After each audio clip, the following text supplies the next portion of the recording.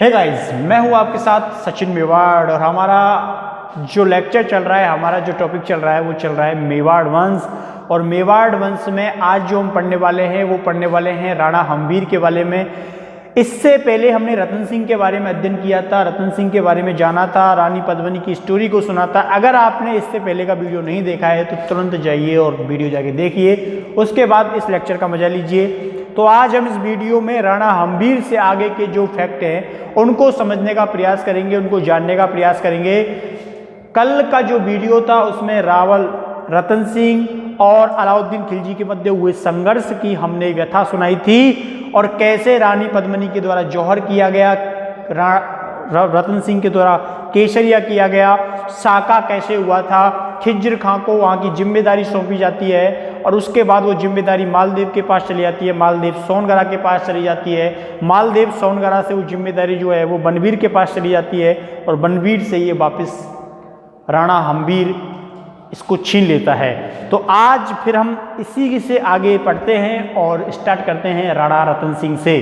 ठीक है, तो देखिए बड़े ध्यान से आप लोगों को ये चीज़ें समझनी है, एक बार पढ़िए पर अच्छा पढ़िए। ठीक है, तो स्टार्ट करें राणा रतन सिंह से। राणा हम्बीर से हम आज स्टार्ट कर रहे हैं, कल हमने रतन सिंह पढ़ा था। किसको पढ़ा? राणा हम्बीर को पढ़ा। ठीक है, राणा हम्बीर, या आप इसके साथ जोड़ सकते हो हम्बीर सिसोदिया। क्या जोड़ सकते हो? हम्बीर सिसोदिया, हम्बीर सिसोदिया। क्लियर? आप ये शब्द जो है इसके साथ जोड़ सकते हो कि राणा हम्बीर या हम्बीर सिसोदिया, और ये 1326 से लेके और 1364 तक क्या करता है? सत्ता में रहता है। कब से कब तक?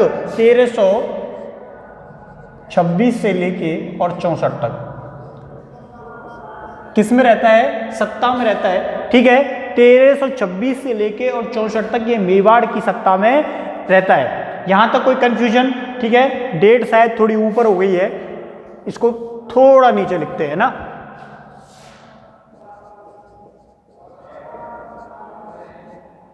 अब सही है। चलिए, तो राणा हम्बीर सिसोदिया जो कि 1326 से 64 सत्ता में रहता है, इसके पीछे इस शब्द का इस्तेमाल कर सकते हैं सिसोदिया शाखा, क्योंकि ये सिसोदिया शाखा का क्या था? संस्थापक था। जब रतन सिंह से सत्ता छीन लेता है तो इनके कुछ सरदार जो थे वो सिसोदिया गांव में थे और उन्हीं के द्वारा फिर दोबारा इस सत्ता पर क्या कर ली जाता है? अधिकार कर ली जाता है। तो इनको क्या कहा जाता है? इनको कहा जाता है सिसोदिया शाखा का संस्थापक। लिख लीजिए, सिसोदिया शाखा का संस्थापक क्या कहा जाता है? इनको कहा जाता है सिसोदिया शाखा का संस्थापक। बिल्कुल बिल्कुल ठीक है। तो क्या कहा जाता है इनको? इनको कहा जाता है सिसोदिया शाखा का संस्थापक। अब जब इनको सिसोदिया शाखा को संस्थापक कहा जाता है तो याद रखना है कि मैंने एक पॉइंट जोड़ा है, आगे क्या जोड़ा है? राणा शब्द जोड़ा है। तो राणा की उपाधि धारण करने वाला प्रथम क्या था? ये शासक था। क्या था? राणा की उपाधि धारण करने वाला प्रथम शासक था। तो ये पॉइंट भी नोट कीजिए कि राणा की, किसकी? राणा की उपाधि धारण करने वाला प्रथम क्या था? ये शासक था। राणा की उपाधि धारण करने वाला पहला शासक, पहला शासक। याद रखोगे ना? इसको तुमको याद रखना है कि राणा की उपाधि धारण करने वाला क्या होता है? ये पहला शासक होता है। क्लियर?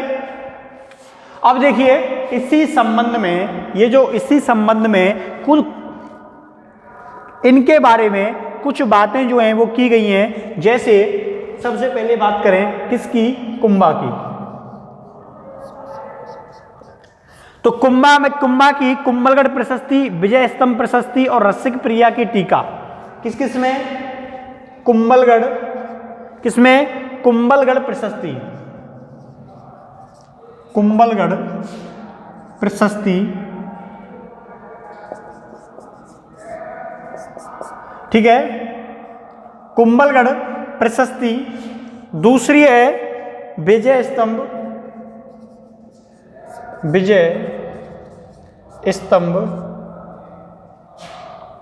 प्रशस्ति। क्या है? दूसरी है विजय स्तंभ प्रशस्ति और तीसरी है रसिक प्रिया की टीका। रसिक प्रिया की टीका। तो इन्हें विजय कुंभलगढ़ प्रशस्ति हो गई, इसके अलावा विजय स्तंभ प्रशस्ति हो गई और इसके अलावा रसिक प्रिया प्रशस्ति हो गई। तो इन तीनों के तीनों में राणा हम्बीर को वीर राजा और एक उपाधि और दी गई है। इनको क्या क्या उपाधियां दी गई हैं? इनको एक तो बोला गया है वीर राजा और दूसरी जो उपाधि दी गई है वो दी गई है विषम पंचायनन की। कौन सी? विषम पंचायनन। इनमें इनको क्या कहा गया है? वीर राजा और विषम पंचायनन। ठीक है, तो इनके लिए दो शब्दों का इस्तेमाल किया गया है। कौन कौन से? वीर राजा और विषम पंचायन का इस्तेमाल किया गया है। तो पूछा जा सकता है कि कुंभलगढ़ प्रशस्ति में क्या इस्तेमाल किया गया है, विजय स्तंभ प्रशस्ति में क्या इस्तेमाल किया गया है और रसिक प्रिया की टीका में क्या इस्तेमाल किया गया है। ठीक है, कोई डाउट है यहाँ तक? चलिए, ऐसा मैं सोचता हूँ कि इस संबंध में आपको कोई डाउट नहीं होना चाहिए। अब इसको मिटाते हैं और आगे चलते हैं। और आगे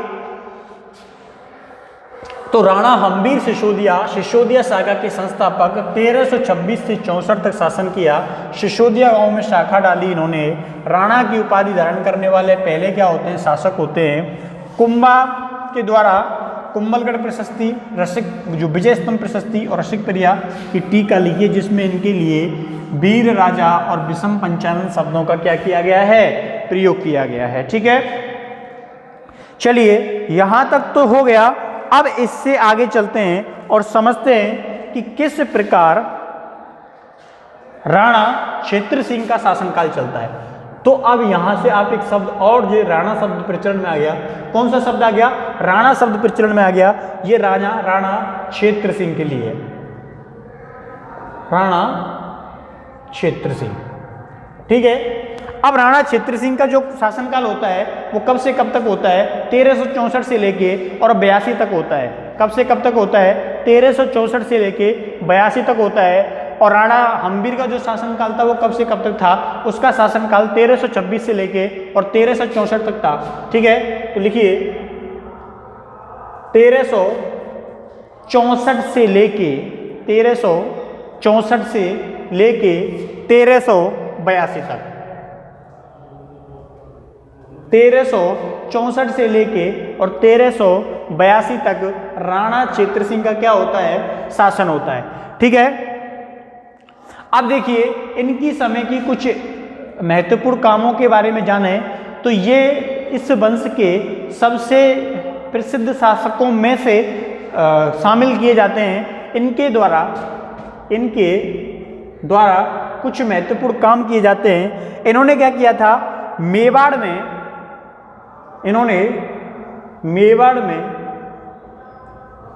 अजमेर को शामिल किया।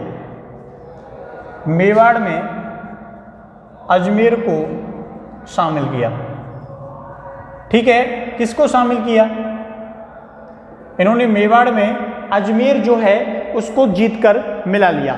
इसके अलावा इन्होंने जो भीलवाड़ा है, अरे क्या है? भीलवाड़ा है, इसको भी जीतकर शामिल कर लिया। भीलवाड़ा को भी जीतकर शामिल किया।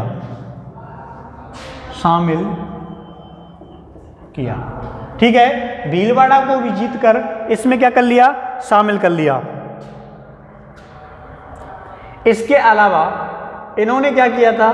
इन्होंने हाड़ौती क्षेत्र को विजित किया या विजित किया और वहाँ के शासकों को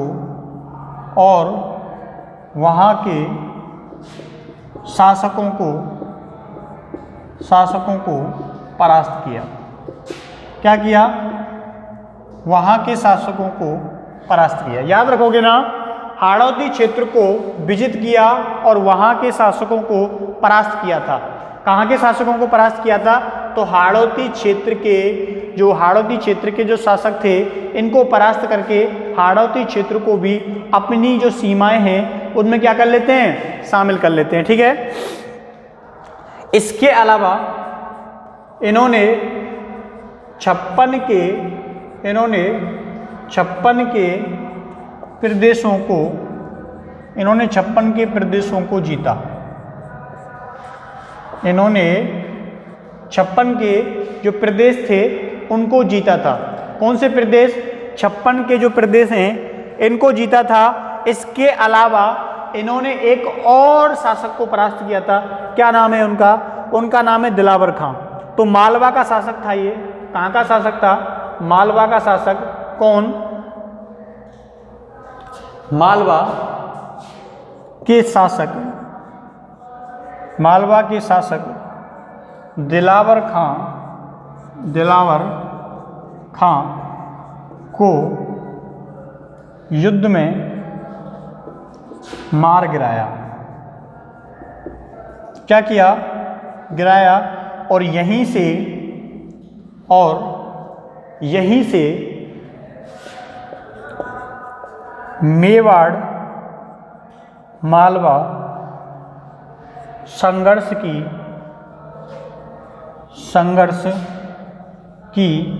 शुरुआत मानी जाती है।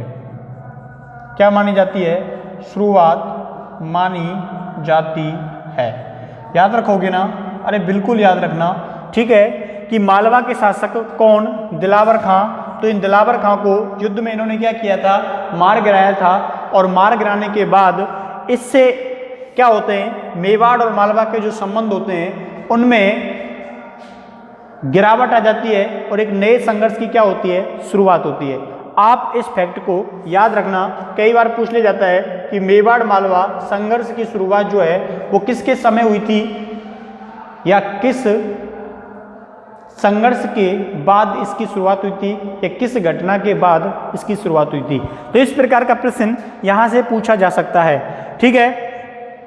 अब देखिए ये जो राणा छेत्र सिंह होता है, कौन होता है? राणा छेत्र सिंह होता है। इसकी एक दासी होती है और उस दासी का नाम क्या था? खातिन था। और उस खातिन से 2 पुत्र पैदा होते हैं। कौन कौन से होते हैं? एक का नाम था चाचा और दूसरे का नाम था मेरा। अरे क्या नाम थे?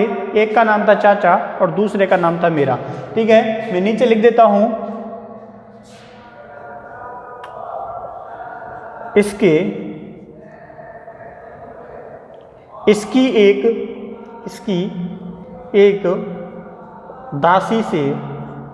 एक दासी से दासी का नाम क्या होता है? दासी का नाम होता है खातिन।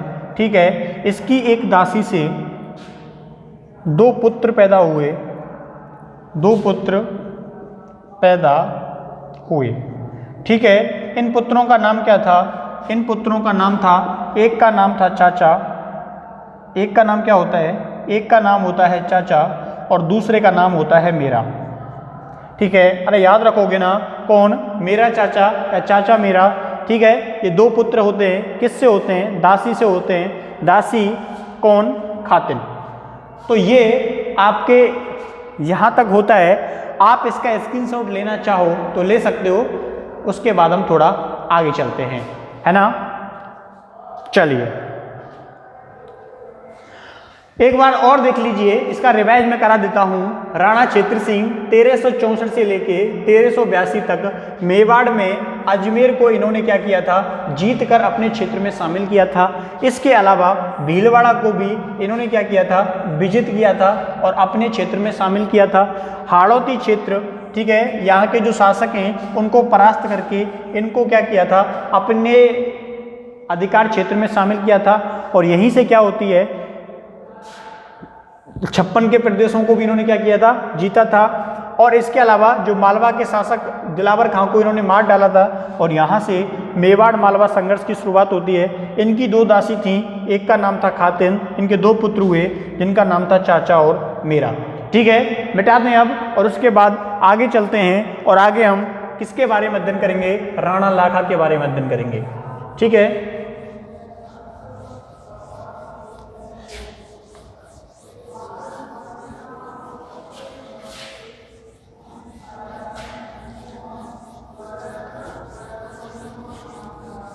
देखिए आगे हम राणा लाखा के बारे में पढ़ने वाले हैं अब, और राणा लाखा से जुड़ी हुई जो कहानियाँ हैं वो भी मैं आपको बताऊंगा।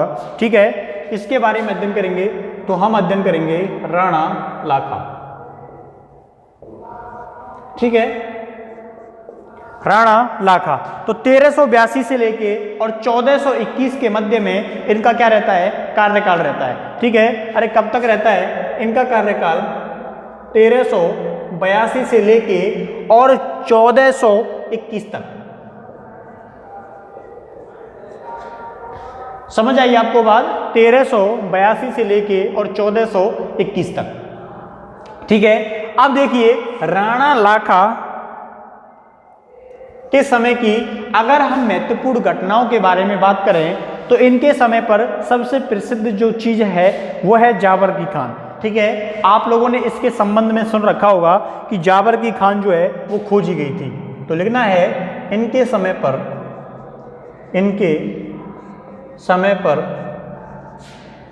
जाबर की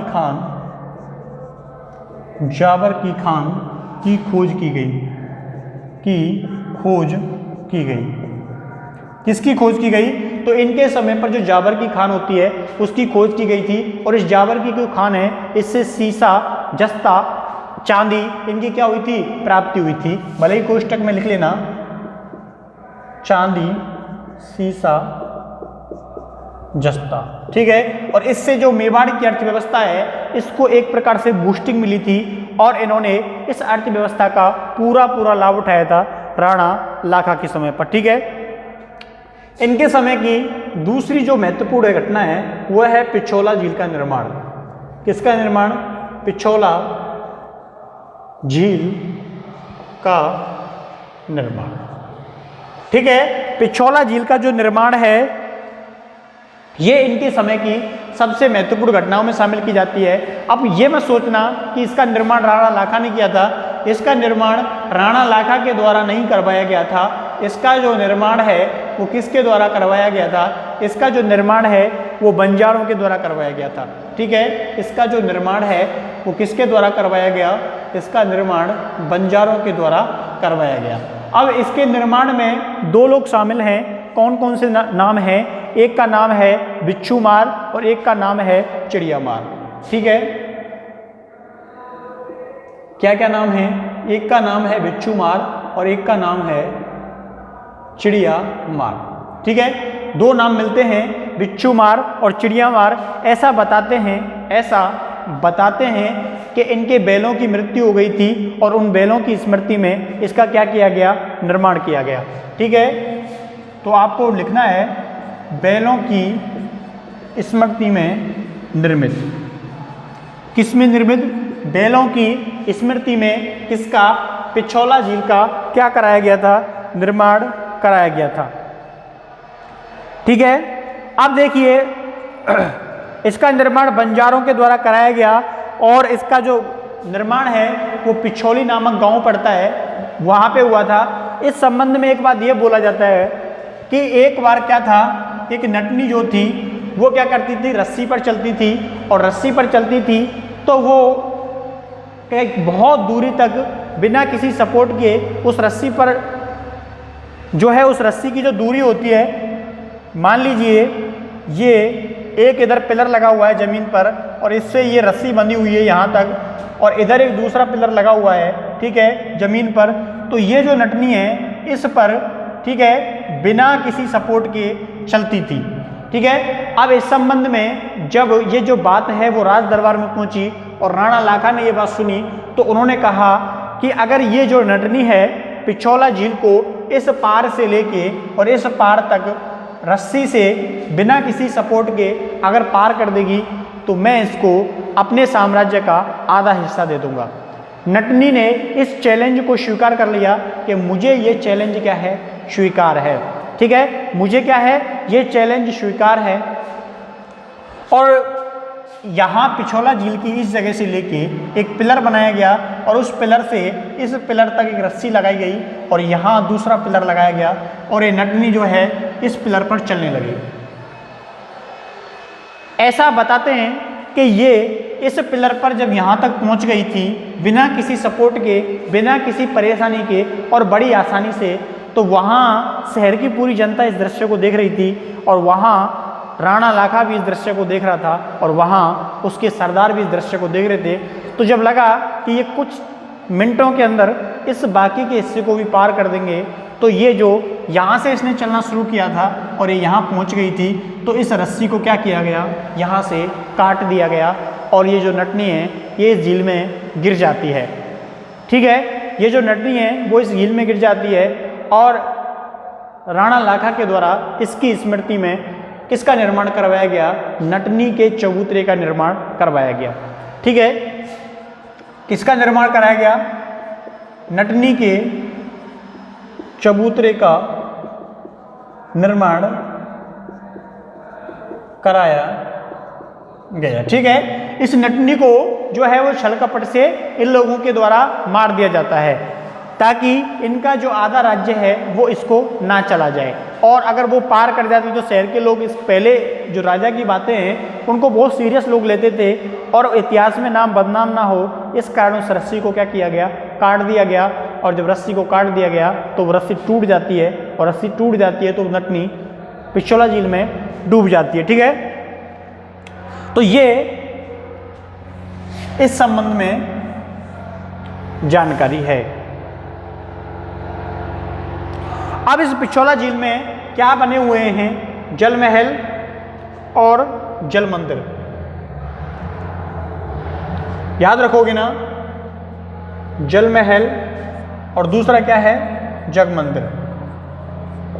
इसमें पिछोला झील में इनका ये क्या है, निर्मित है जल महल और जग मंदिर। जल महल जो है वो जगत सिंह की याद में है और जग मंदिर जो है वो कर्ण सिंह ने बनवाना शुरू किया था और जगत सिंह सेकंड के समय पर क्या होता है, पूरा होता है, इसलिए इसका नाम क्या रखा गया, जग मंदिर रखा गया। तो ये इस संबंध में कुछ महत्वपूर्ण बातें थी जो आपको पता चल गई होंगी। ठीक है, अब देखिए मैंने आपको नटनी के संबंध में जानकारी दी, इस बारे में एक महत्वपूर्ण कहानी और जुड़ी हुई है। वो कहानी कौन सी है, वो कहानी है राणा लाखा और हंसाबाई के संबंध में, यानी कि इनकी विवाह के संबंध में। वो समझिए वो क्या है, देखिए राणा लाखा और हंसाबाई। राणा लाखा और हंसाबाई, इनके विवाह के संदर्भ में एक बात जो है वो बोली जाती है। वो कौन सी बात बोली जाती है, वो समझिए कि एक बार क्या हुआ था, जो राणा लाखा है, कौन है, राणा लाखा है, इसके एक बेटा होता है और इस बेटे का नाम क्या होता है, इस बेटे का नाम होता है चूड़ा। ठीक है, चूड़ा, या आप इसके नाम के शब्द जोड़ सकते हो, चूड़ा सिसोदिया। क्या जोड़ सकते हो, इसके नाम के साथ जोड़ सकते हो चूड़ा। और एक इसका बेटा होता है जिसका नाम था राघव देव, जिसका नाम क्या था, इसके दूसरे बेटे का नाम क्या होता है, इसके दूसरे बेटे का नाम होता है राघव देव। ठीक है, अब देखिए इधर जोधपुर जो है यानी कि मारवाड़ जो है, तो मारवाड़ के उस समय जो शासक था उसका नाम भी क्या था, उसका नाम भी चूड़ा था और उसके एक पुत्री होती है, उस पुत्री का नाम क्या होता है, उसका नाम होता है हंसाबाई। ठीक है, तो मारवाड़ का शासक था, कहाँ का, यहाँ लिख लीजिए भले ही, मारवाड़ का शासक था चूड़ा। ठीक है, क्या नाम था, चूड़ा। और इस चूड़ा के एक पुत्री थी जिसका नाम था हंसाबाई और एक पुत्र भी था जिसका नाम था रणमल। क्या नाम था, जिसका नाम होता है रणमल। ठीक है, अब देखिए ये जो चूड़ा होता है, ये जो चूड़ा होता है, इससे विवाह करना चाहता था रणमल अपनी बहन का, लेकिन होता क्या है, इस चूड़ा के एक और पुत्र था जिसका नाम था कान्हा, जिसका नाम क्या था, कान्हा था। और ये जो चूड़ा होता है वो अपनी पत्नी के प्रभाव में आकर इस कान्हा को क्या कर देता है, शासक नियुक्त कर देता है। इसलिए हंसाबाई का विवाह रणमल जो है वो करवाना चाहता था। उसने क्या किया, इसका प्रस्ताव ये लेके आता है मेवाड़ में, और मेवाड़ में जब राज दरबार चल रहा था तब ये यहाँ पर आ जाता है और ये अपने हाथ में नारियल लेकर आता है। और नारियल जब ये लेके आता है तो वहाँ पे राणा लाखा बैठा हुआ था। तो जो दरबार का द्वारपाल होता है, उसने राणा लाखा को कहा कि तुमसे मारवाड़ के राजकुमार रणमल जो हैं वो मिलना चाहते हैं और वो अपनी बहन की विवाह के संबंध में बात करना चाहते हैं। तो उस द्वारपाल ने पूरी बात जो है वो राणा लाखा को नहीं बताई, आधी अधूरी बात बता दी। तो भरे दरबार में जो राणा लाखा होता है वो ये कहता है कि यार हम तो बुढ़ापे में ज़िंदगी गुजार रहे हैं, हमारे साथ ऐसा मजाक जो है वो कौन करेगा। तो रणमल को अंदर बुलाया जाता है। तो सभी लोग जो वहाँ बैठे हुए थे उसके मंत्री, वो लोग यही कहते हैं कि क्या मजाक कर रहे हो रणमल को।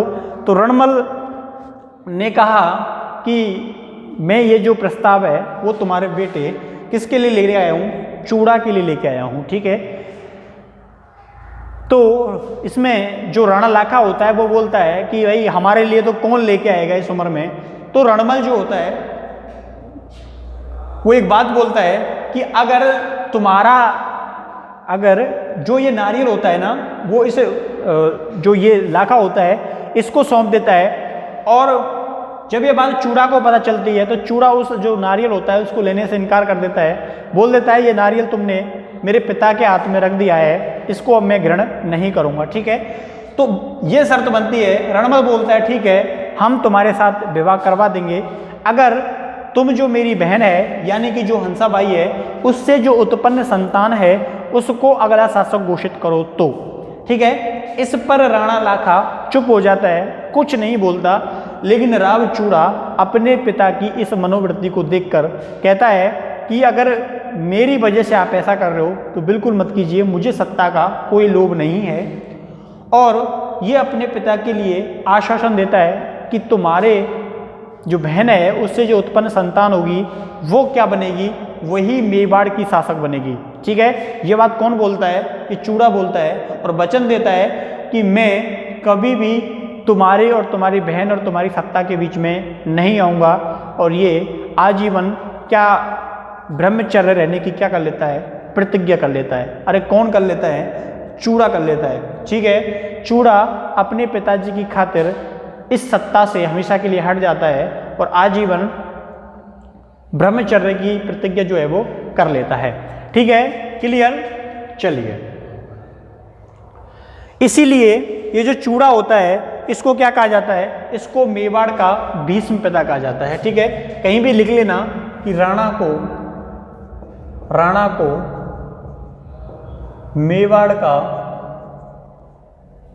भीष्म पितामह, भीष्म पितामह, ठीक है। क्या कहा जाता है, भीष्म पितामह कहा जाता है। याद रखोगे ना आप लोग इसको कि मेवाड़ का भीष्म पितामह किसको कहा जाता है, चूड़ा को कहा जाता है।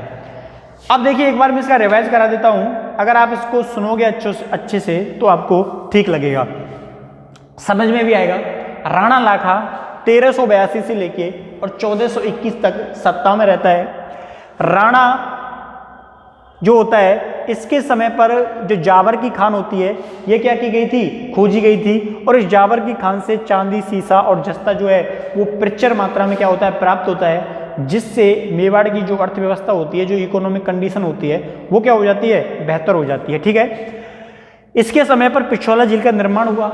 पिछोला झील जो है इसका निर्माण बंजारों के द्वारा किया गया, जिसमें बिच्छू मार और चिड़िया मार दो बंजारे होते हैं। इन्होंने इनकी बैलों की जो मृत्यु है वो हो गई थी बिना पानी के, तो इसीलिए उनकी स्मृति में इन्होंने क्या किया, पिछोला झील जो है उसका क्या कराया, निर्माण कराया, ठीक है। अब इस पिछोला झील का निर्माण जो है करवाया गया। इसमें जल महल और जग मंदिर बने हुए हैं, ठीक है, जल महल और जग मंदिर बने हुए हैं। इसके अलावा इस पिछोला झील के किनारे नटनी के चबूतरे का क्या करवाया गया, निर्माण कराया गया। मैंने आपको बताया था इसके पीछे की कहानी क्या थी।